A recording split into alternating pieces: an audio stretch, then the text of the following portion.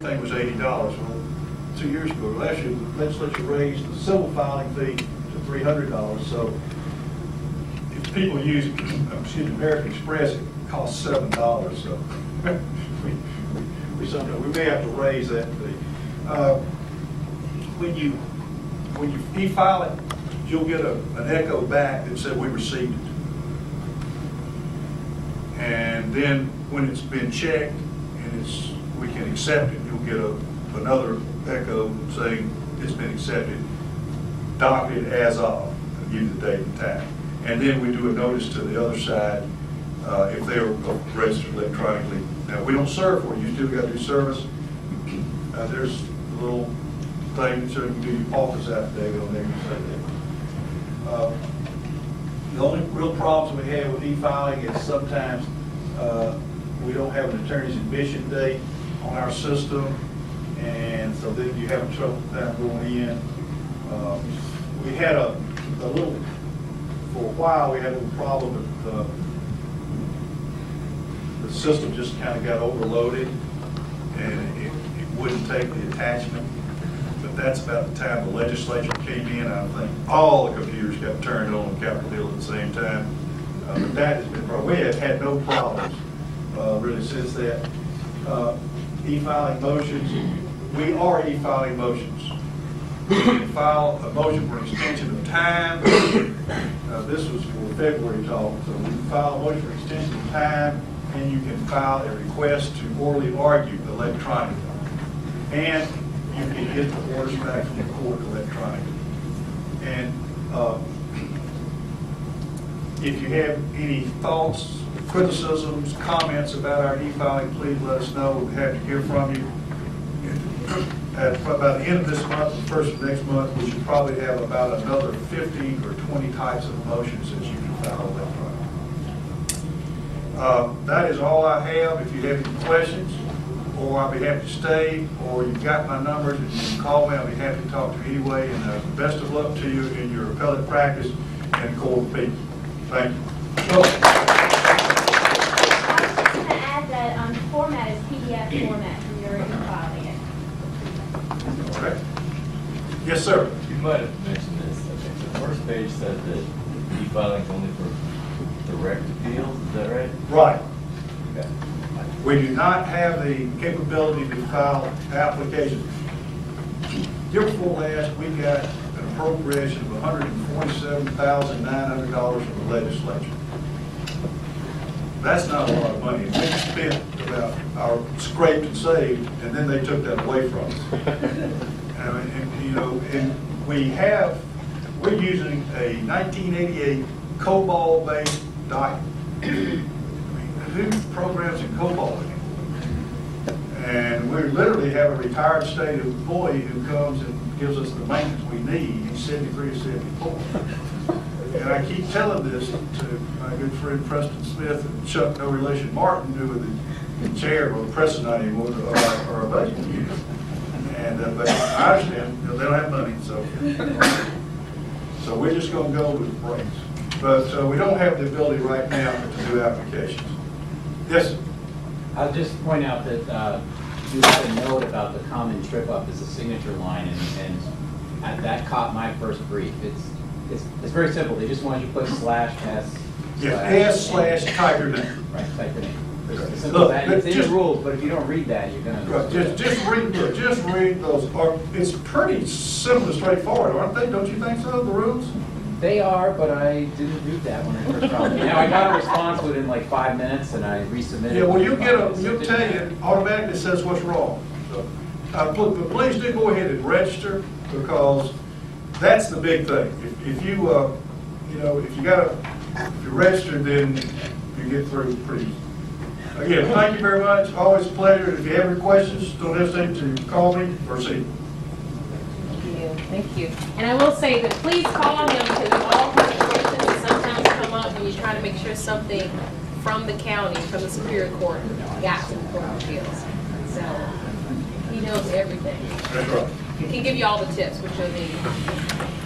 The next group we're going to hear from is on a topic that was really interesting earlier and brought a lot of conversation. It's actually evaluating and investigating IAC claims, and we just used the shorthand of IAC for ineffective assistance of counsel.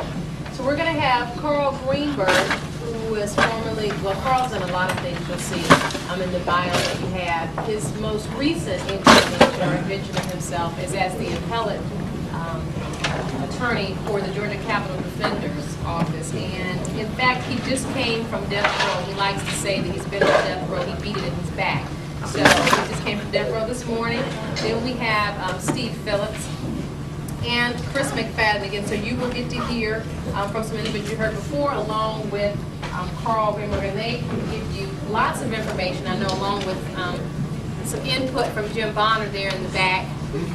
Brings his soapbox with him when he comes. He can throw it out in a minute about ineffective assistance of counsel. Here.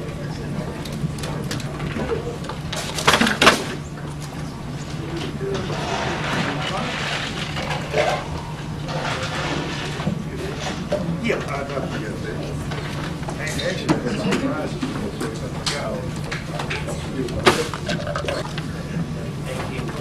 1904? That's close, but not quite. Then we had our centennial about 3 years ago. 1907. All right, I'll take that. He's a winner right here. You get a copy of the Simple math. Court of Appeals. Hand that to Chris. The court was created in 1906 and actually held its first session in 1907. All right, and how many judges have there been on the Court of Appeals of Georgia in its history? Now, I'll take two answers for that.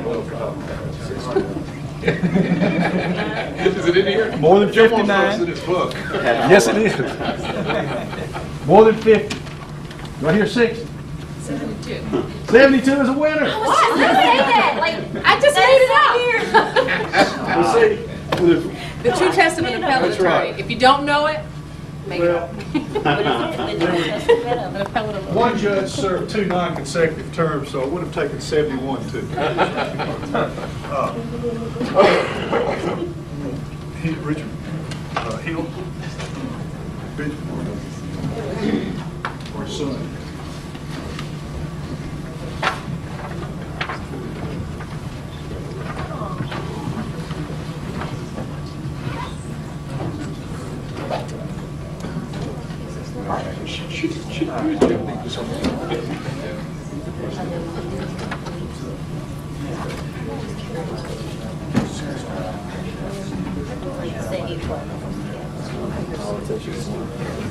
Photos of everything.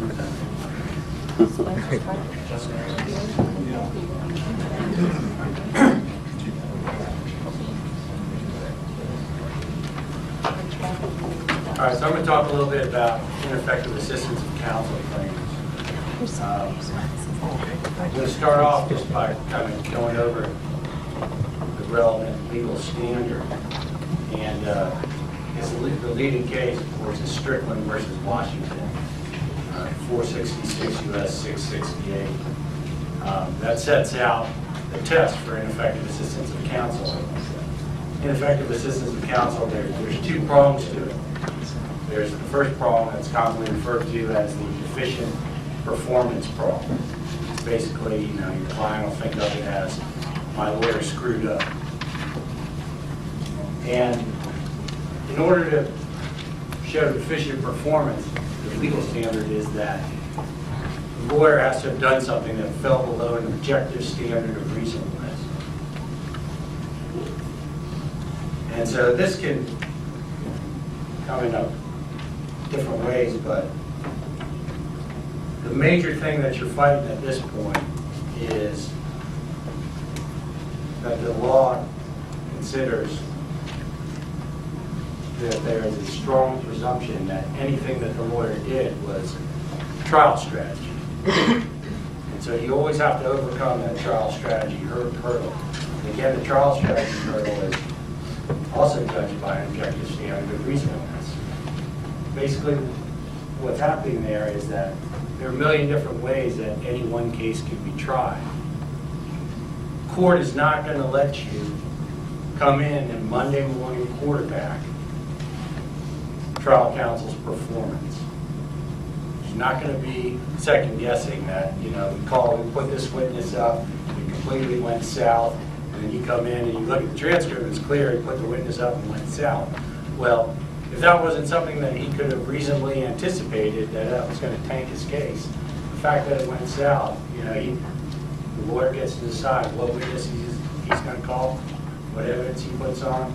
If something doesn't work out, unless he could have evaluated it at the time he makes that decision, the appellate court's not going to be interested in it at all.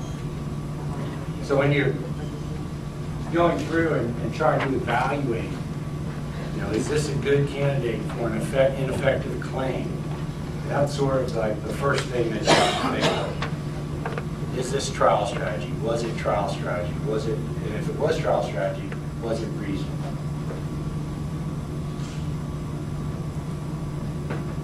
The second component of any ineffective assistance of counsel claim is prejudice. And the legal standard is that there has to be a reasonable likelihood of a different outcome.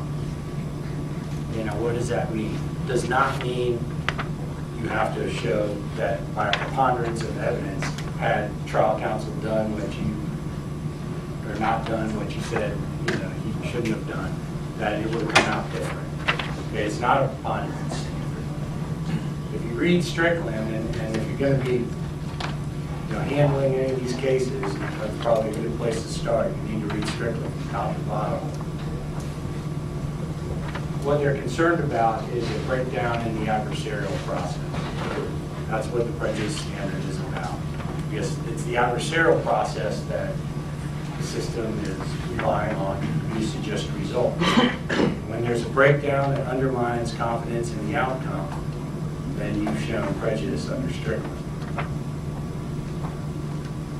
Just recently, the Georgia Supreme Court has recognized that when evaluating the prejudice standard, you can do it in a cumulative fashion. That is, you can stack up the effect of all of trial counsel's mistakes and look at the sum total effect that his poor performance had on the outcome of the trial. So this is where, when I spoke before, starting out on the case, I want to get a sense for the strength of the state's case. And I want to get a sense of, what is the powerful evidence, what is the key point that this trial turned on. If in looking at an ineffective assistance of counsel claim, if I can find things that trial counsel did that impact that central point of contention, that's a good angle to take to set up an ineffective claim. Because if you can show that, this trial counsel made a mistake that doesn't go to like some peripheral issue, but rather goes to the key issue in the case, then that's going to be important. The court's going to look at that as there's cases that basically echo that sentiment. Close cases where the evidence is thin, mistakes by trial counsel take on greater significance. Okay? Now, don't also get caught up in the idea that this is like a grading process. Trial counsel did, this fabulous motion to suppress, and he won it, but he lost the case, and therefore, God, he did such a great job here. I don't think I can allege him ineffective. It's not true. Okay? One critical mistake can constitute ineffective assistance of counsel. All right.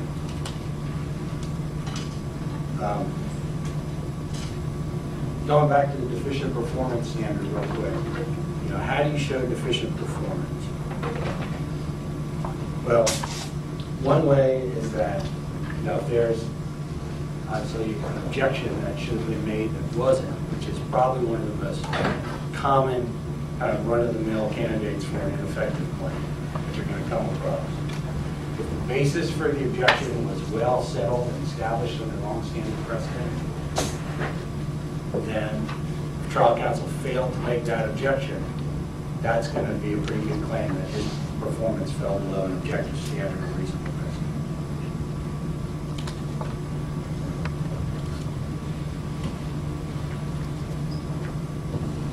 If you have suppression motion that wasn't filed, you're going to be required to show that you have a pretty good suppression motion. Okay, that was meritorious. There's just legions of cases that say, and it makes perfect sense, that the failure to file meritless motion is not going to be ineffective. So in order to, establish that deficient performance, you have to show that this motion was actually has merit to it.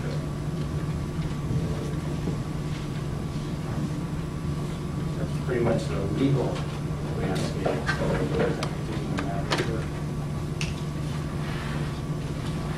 The only thing I would emphasize is that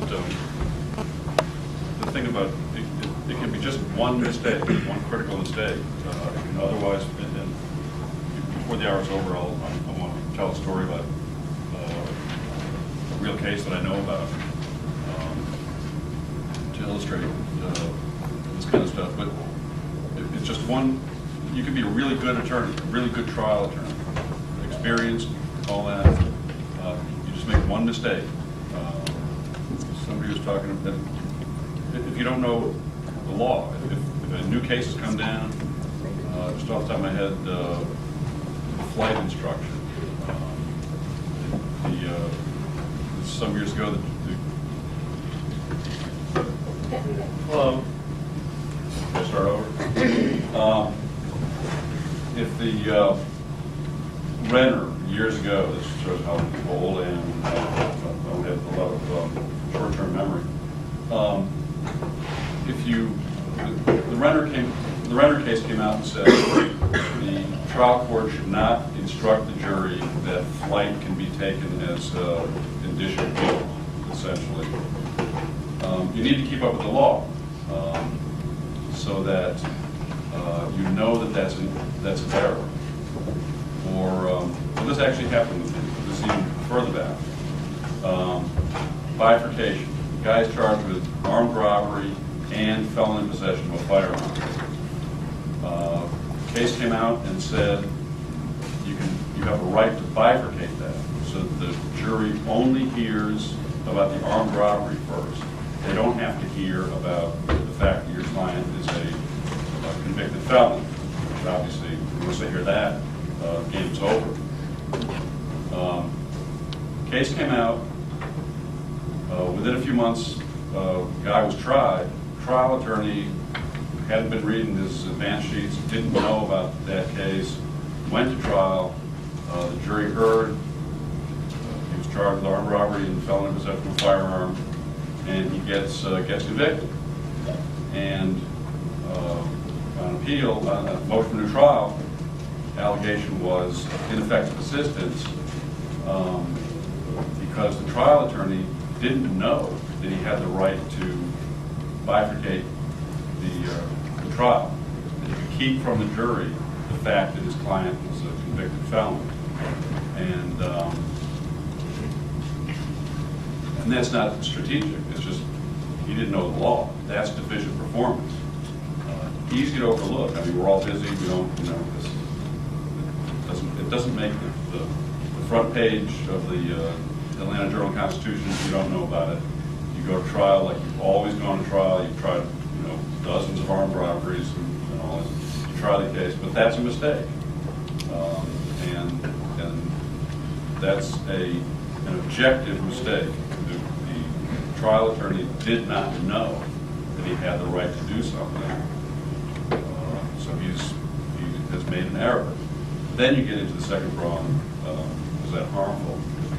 But that attorney who tried the case could have been a very good attorney. Just didn't know that little piece of law, made that one mistake. And then it's a very simple allegation of ineffective assistance. You just raise that, you get the defense attorney on the stand, he says, I didn't know that was the law. If I had, yes, I would have asked for it to be bifurcated. It's about a 5-minute presentation of that evidence. So it's not about, like Steve was saying, it's not about rating the attorney. Is he a good attorney, a bad attorney? Was there a mistake? And we all make them. answering to a client on a habeas hearing yesterday. I had to drag myself down to Macon State Prison, to say that I did my best.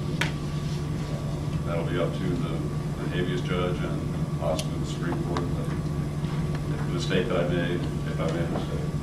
It happens to us all. We all have to answer for it. It's not personal. It's business. That's all I got to say. I've got just a couple of things to add to what I've said before about that. One thing about the strategy question is that the best refutation for it is failure to investigate. If you can show that the trial counsel didn't do the investigation relevant to a decision not to pursue a particular defense, then that's going to overcome the strategy argument.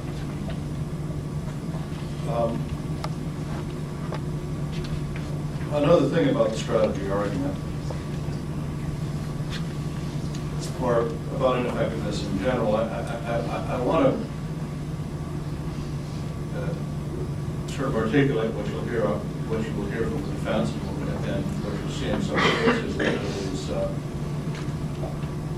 that makes clear that this is an uphill argument.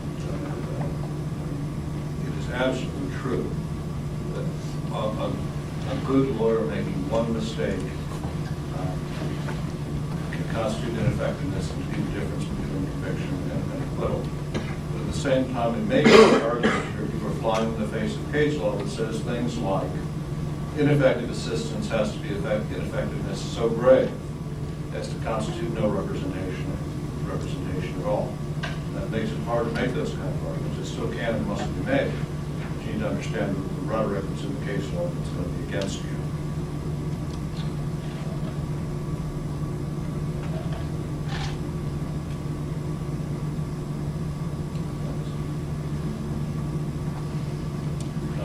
I guess there are some practical considerations as well.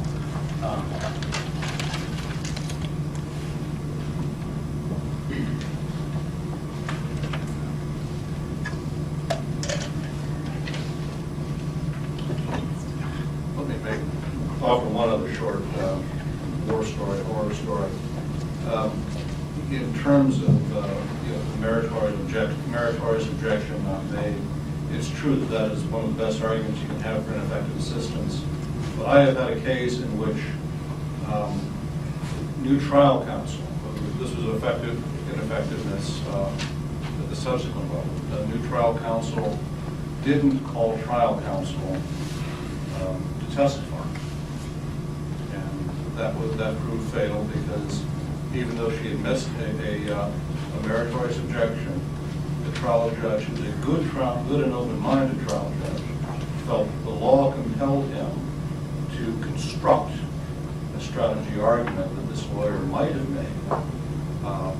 Basically boiled down to, well, she didn't make a meritorious objection because you squander a little goodwill, you burn a little goodwill to the jury every time you object. Found that was a strategic basis, and that was a basis for denying the motion. And that case is in habeas now. And actually, in that case, I testified that I think, on retrospect, that I was probably ineffective for not challenging the effectiveness of new trial counsel as the appellate lawyer. I should have challenged the new trial lawyer for being ineffective, for failing to put the trial lawyer on the stand, rather than simply trying to make the argument to the judge that, this on the face of the record, this was a closed case, this was an omission of a clear error. So, again, the strategy has to be disproved by cross-examination. And just to elaborate on that a little bit, I think when you're doing that, I find that, in investigating claims of ineffective assistance of counsel, obviously one thing you're going to have to do is talk to the trial counsel. You must do it because there could be a strategic reason that you have not contemplated that motivated his decision to take an action or to refrain from an action. And you need to understand what that is. It may be that strategic decision Chris said, was not, based on proper investigation or made in the absence of some facts that investigation would have revealed. And so you can sort of trump that strategic reason if it's proper, but you've got to talk with trial counsel in order, to find out what their thinking was in taking an action or refraining from an action. When you're looking at claims of ineffective assistance of counsel, and you're thinking about, you get a case in front of you, it might be a simple drug case, and you want to, you're thinking about issues, you're vetting issues, and you're reading the transcript and the police reports, and one of the things that you sort of have to do is think, put yourself in the position of that trial counsel, and think how you would have tried the case, which is not to say all the different ways that you might have framed your cross-examinations, but what were the basic things that you needed to do in order to try that case? And in a drug case, it might be that, one of the basic things that you wanted to do, or that anyone would have done that wasn't done, was file a suppression motion. And maybe there were grounds for it, and maybe there weren't. But that's just one example of how, you're sort of looking at the record in front of you and thinking about things that need to be done in order to defend this person properly, and then sort of making a mental checklist of those things and making sure those basic things were done. You can find sources for claims in all sorts of discovery that we receive. And these sort of go along the lines of investigation. Sometimes there's insufficient investigation in any claim that's based on insufficient investigation. You are required to present to the court not only that the lawyer didn't do the investigation, but had the investigation been done, this is what he would have found. And then you take the thing that he would have found, and this is how it would have impacted the trial. You're required to do that. And so when you're reviewing discovery and looking at things, there's certain basic things that you may want to consider as making sure that the attorney has done. And if it's not done, that you might want to go back and try and do some further investigation on the case. One thing that's very popular in Fulton County now are cell phone records. And basically what they do, what the prosecution does is, in discovery, they dump reams of cell phone records onto defense counsel. And if you dig further, a lot of times there'll be reports that will, at the crucial time when the crime was alleged to have happened, they will be able to place maybe your client in that area based on his cell phone records. Sometimes that happens and sometimes it doesn't. Sometimes, if you can disrupt the timeline of the case, you might be able to use those same records and put your client out of the area when the crime. And so, looking at those types of things can be very helpful in terms of gathering additional evidence to present a lack of investigation type case. 911 tapes are another common source of evidence. Sometimes you'll ask the attorney for his case file, and he'll give you a case file, everything will be in order, there'll be a tape, nice 911 tape made out, and there you can listen to it. It may corroborate what the victim was saying at trial. Sometimes that's not the case, though. Sometimes the 911 call, is an entirely different story, and sometimes that comes out, and sometimes it doesn't. Those are kinds of basic things that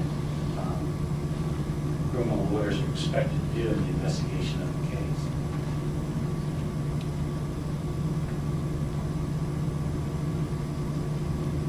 There's also, independent investigation that you can do based on the style of case that you have.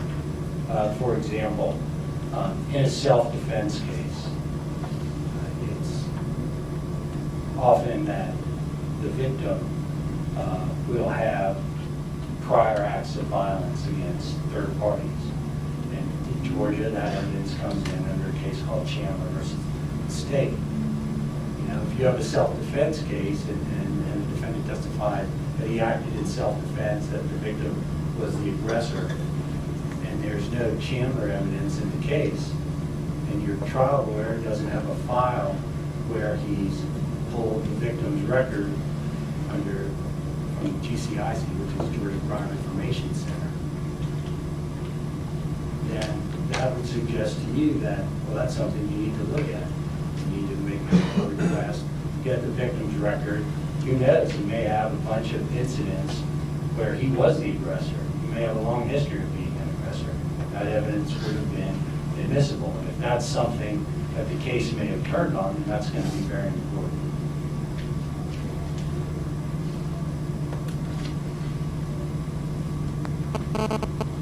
In terms of, again, talking with trial counsel, one other thing that you want to make sure happened was that if there were plea discussions, trial counsel is required to communicate those plea discussions to his client.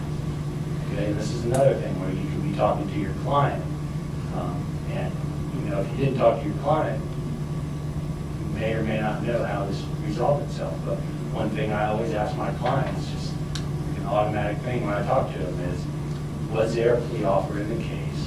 What was it? What was your response? Yes. What if, on a plea or other evidence of ineffective assistance of counsel, your source is your client, who's taken the fifth? I mean, you have to put him on the stand to prove that. I mean, let me answer it this way. One situation that might present itself is, let's use the plea as an example. You talk to your client, and he says, I never got a plea, I never heard a plea offer. I would have liked a plea offer. Didn't really want to go to trial. The case, he didn't really have any defense at all. But I've had this happen. You look at the case, and you're like, why didn't this case plead out? It's just like, it is from the get-go. And so your client says, I didn't get a plea offer. And then you go and talk to trial counsel.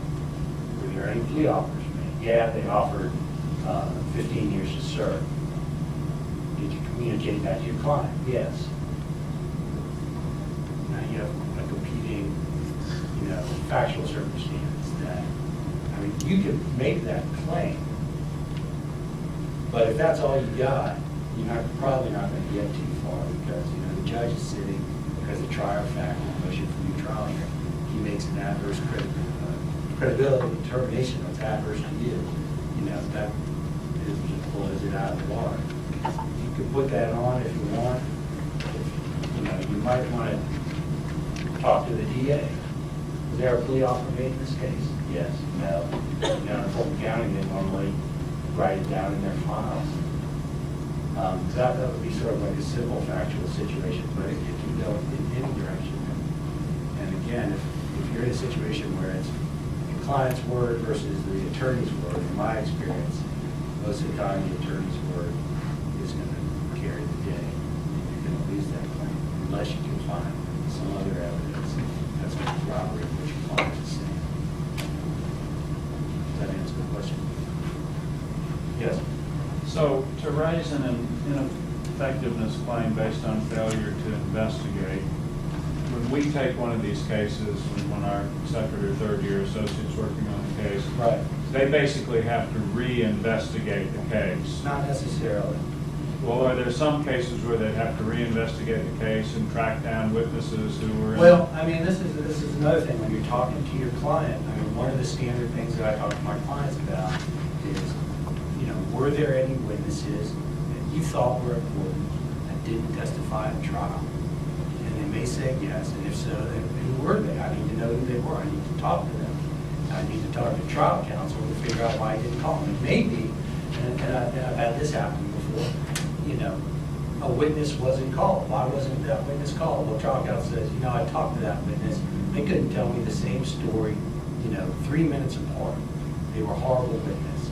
That's not going to make a good ineffective claim for failure to call that witness. Just about, unless, that witness has made a prior statement somewhere, maybe in a police report, and, that they're singing the same tune, and it's still going to be a tough call. Jim? Oh, I just wanted to follow up on what you said. In a case like that, your example, which is fairly common, there are two things. It illustrates the breadth of a performance that can be reasonable. You know, the court's going to be highly deferential to that lawyer's judgment because they're not ever going to be able to put themselves in his shoes to make that. And if he says, yes, I talked to this person was a lousy witness, that's it. That's the end of the case. That's not a witness that needs to be investigated because it doesn't make any difference whether you run that witness down and you decide this witness is, reincarnation of John the Baptist or something. It's not going to go anywhere. It doesn't change the reasonableness of the lawyer's determination. Because again, we're all different, and you may, we may even evaluate people differently like that. And I'll say this also, there's the legal standard that you're dealing with, and then there's the judge that you're dealing with at a motion for new trial. And,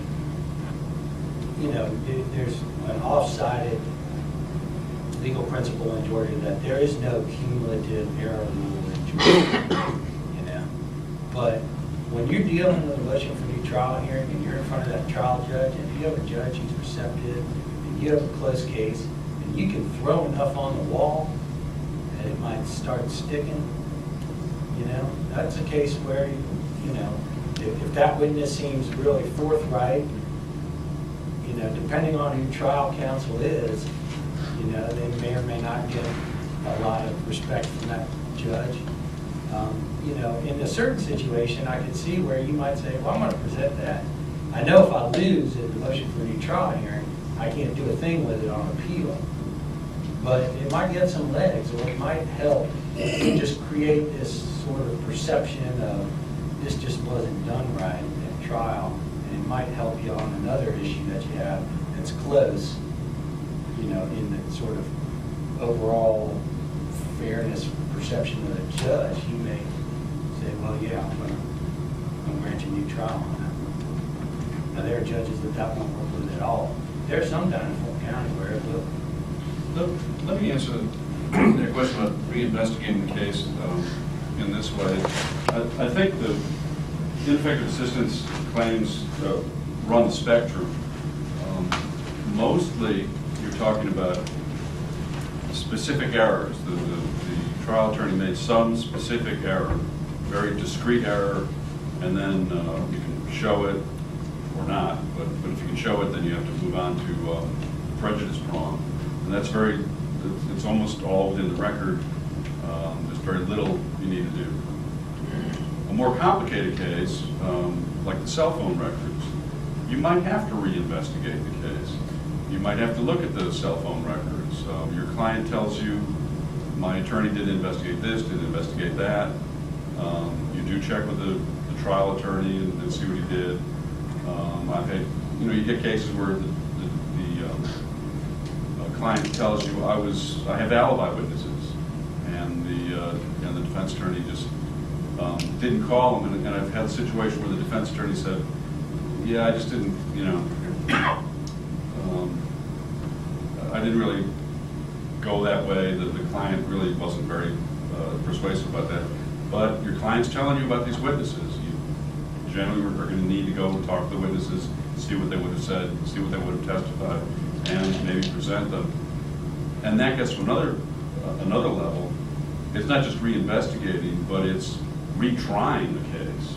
You may end up at a hearing where you're actually almost full-blown retrying it. And let me tell you a case that is not a reported case because it was resolved at the motion for new trial stage that I think encapsulates. It's a case that I'm just going to remember forever.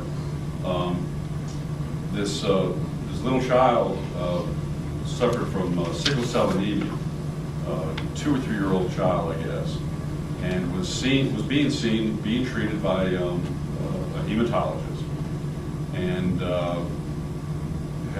went to the hematologist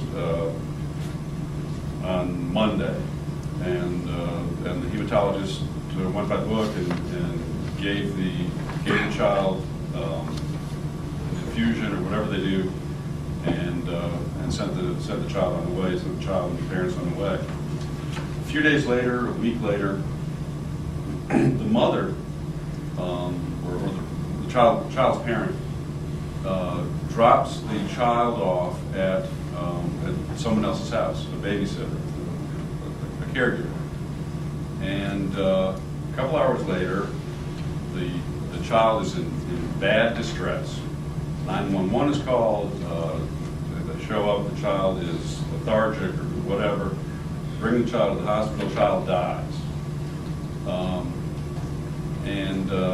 Nothing bad happens except that it is seen through the eyes of being criminal. So the police arrest the caregiver for killing the child, shaken baby syndrome. Police love this. Prosecutors love this. This is shaken baby syndrome. The child must have been misbehaving or crying, whatever, and the caregiver shook the child, and that caused brain whatever, and the kid dies. The woman's never been in trouble before. Suddenly she finds herself charged with murder. They go to trial.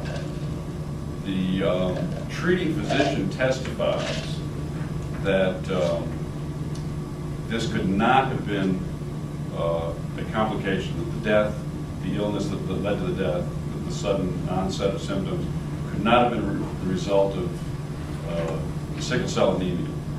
That she had treated the child correctly, that this infusion, the child would not have presented that way from sickle cell anemia. So all that's left is shaken baby. This woman must have killed the kid. The defense did not put up any expert to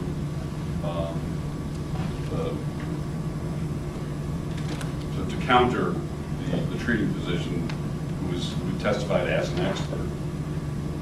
Woman gets convicted of murder, gets sent to prison for life. And I will say that the trial attorney, for what it's worth, is a good trial attorney.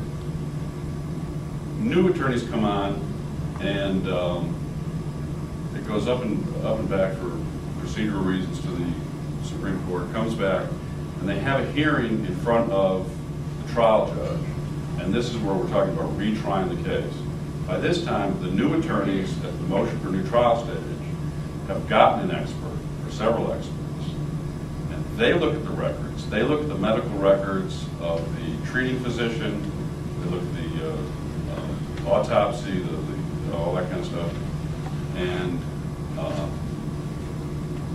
these new experts that were never, the original trial attorney had never asked for funds to get experts, never had experts review the records. These experts testified essentially that the treating physician had committed malpractice in the way that she had treated the child, and put a very serious doubt in the judge's mind about whether it could well have been a complication of sickle cell anemia that the child died from.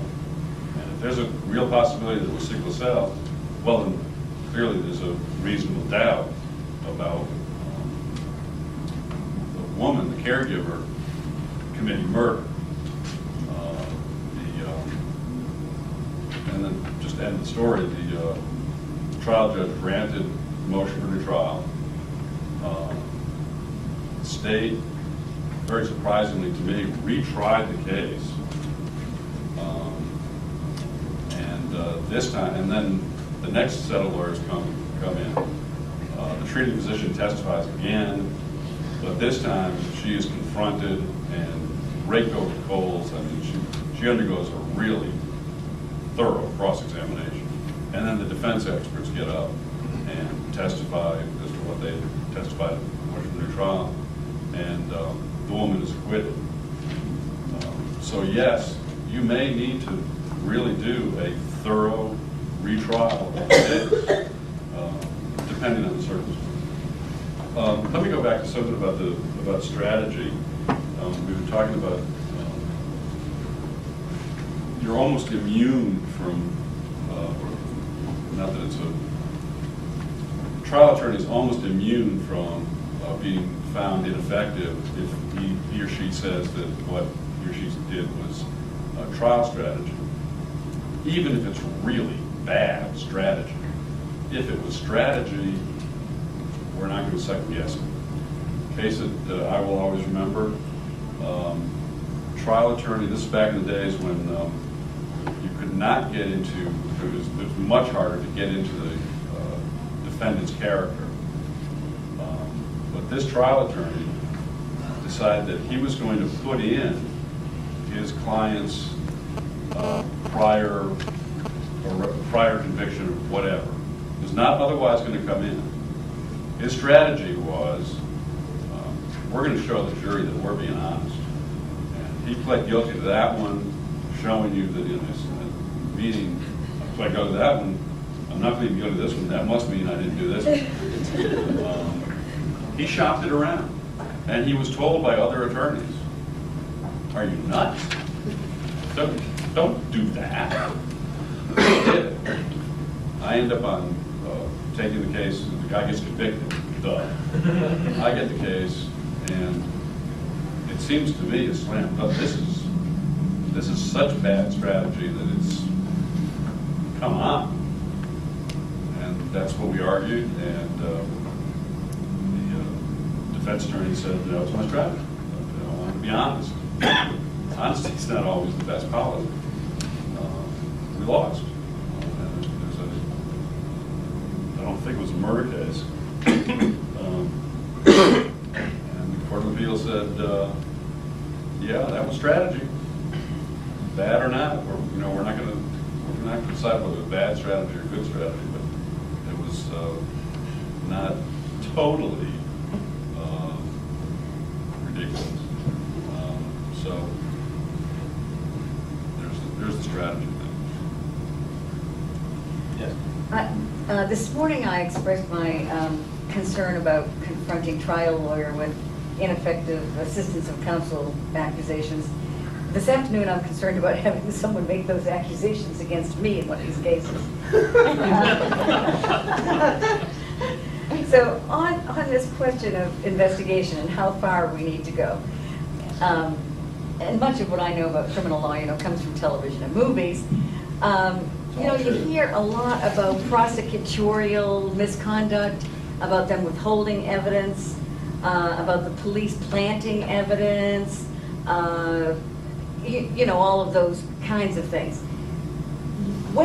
If that didn't come out at trial, how do you know that you should or shouldn't look into that kind of possibility?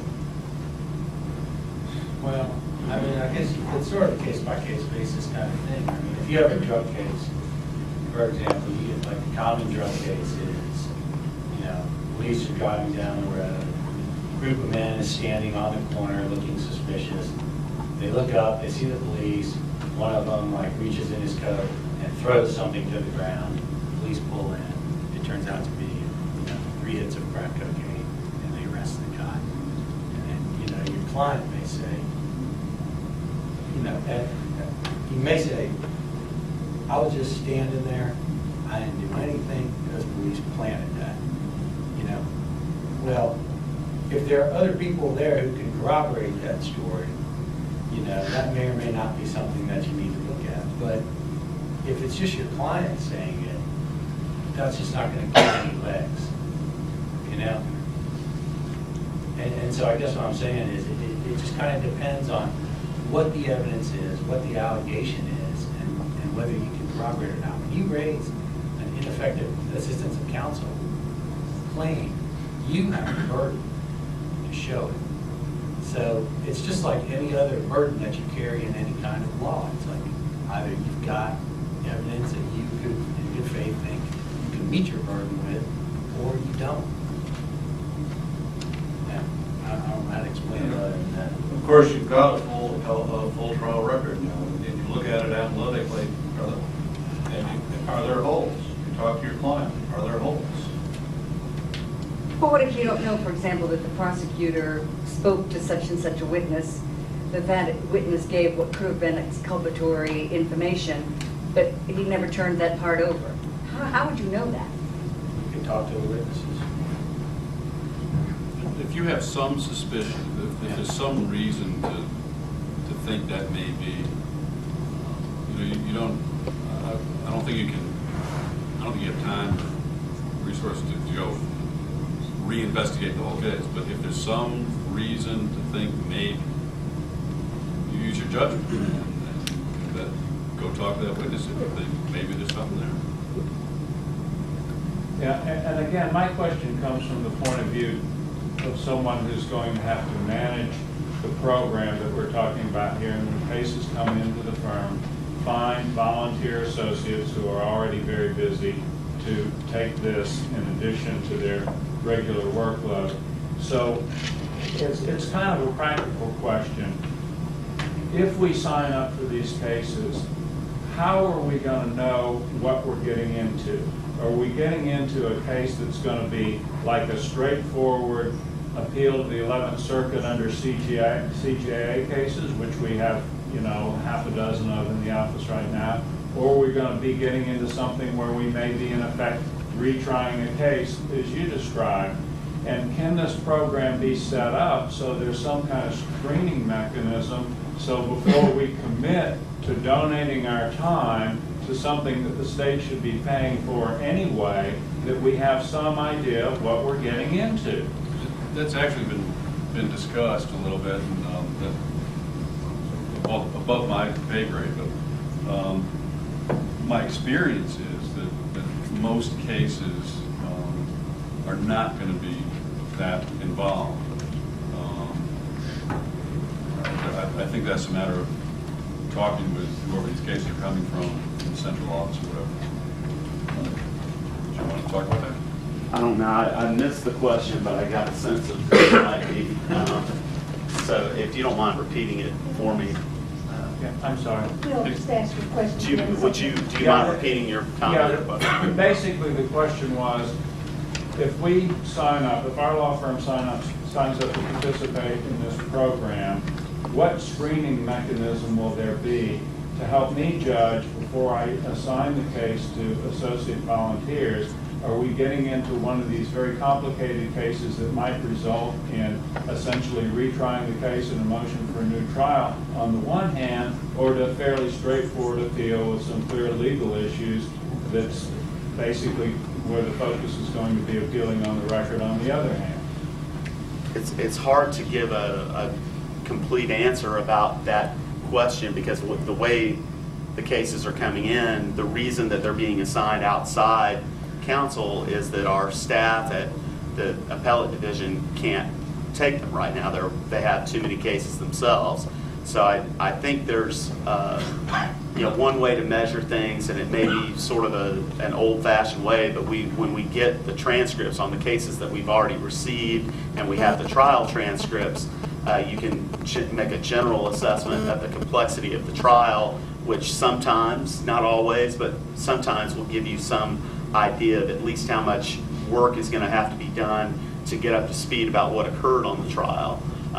We'll develop a screening process to the extent that we can, but sometimes it requires that legal research and somebody getting in there and looking at the transcript, speaking with the client, speaking with the trial attorney to get a true gauge of what you're looking at. And I don't think it's something that I can guarantee you that we'll have screened and only give you the most simple cases.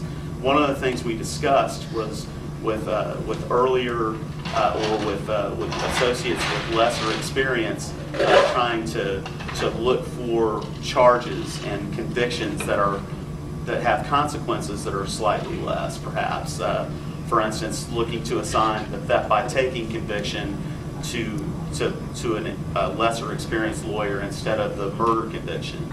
So that's one of the things that we're looking at trying to do. Now, the theft by taking case may have more errors in it than the murder case. I mean, the murder case may be that the prosecutor really had a good case and the judge didn't make any bad decisions on suppression of evidence or other major issues. And the defense lawyer may have done an outstanding job. It's just that the facts were such that the person was convicted beyond reasonable doubt. So those are some of the things that we're talking about. And I think having further discussions with the managing partners or the people who are going to make the decisions about what to let their associates do would behoove all of us. And certainly I'm available for that.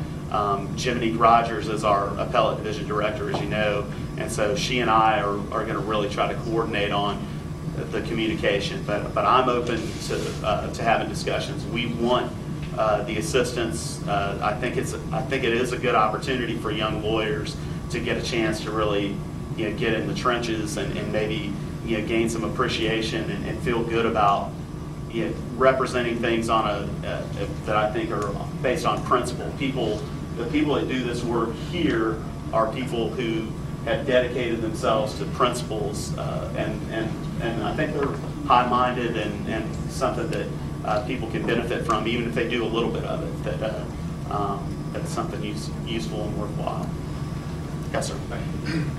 But so I guess you're saying in practicality that there's no real way we can know an approximation of the time commitment that might be involved until we've already accepted the case and made an appearance and get into it and assess the record. I think that's true in appellate cases a lot of times, unless these gentlemen with a vast amount of experience can tell you otherwise. I think that a transcript that's thinner probably, but you can't tell them. It's probabilities, I mean, you could have, I've had cases like a murder trial that was a very thin transcript and it was an attempt by the trial attorney to present a battered women's syndrome defense without an expert, which didn't go very far. Right. And then that became a big case for me. It required a lot of work, it required hiring an expert, it required testing, it required all sorts of stuff. But generally, I mean, the probabilities are, if you have a one volume, enough by taking a burglary case, it's not going to be very complicated. Generally, if you have a 4,000-page murder transcript, that's going to be a complicated case. And it goes like that, but there is no lock, flag guarantee that the little one's not just going to be like a really bad job by somebody that could have been done a lot better, and it's going to take a little bit more work. It's just sort of an interesting predicament because, my superiors are maybe fine with me spending 100 hours on something over the course of a year, but maybe not several hundred, so Right. It's kind of one of those things where once I'm in, I can't get out, and they... No, I understand that. Let me just toss this out, because I think what I hear, and I think this is a practical problem, is that you're committing to do something in addition to work you're already doing. The one thing that we're not able to have now, but at least we have externs, and they are able to, if we're able to develop an intern program again or use externs, they could digest a case, which, you talked about digesting the case earlier, which would then give somewhat of a summary of the case. That's kind of your, so that we can look at it and see potentially what the issues are. That would be one way, and I mean, I don't know what the program structure is. I don't know if we've gotten that far, but that is a suggestion of one way that there could be some indication of what's going to go on in a case. And prior to it getting here, and then you'll have the digest when you take the case anyway, which will help you move along in reviewing the transcript as well.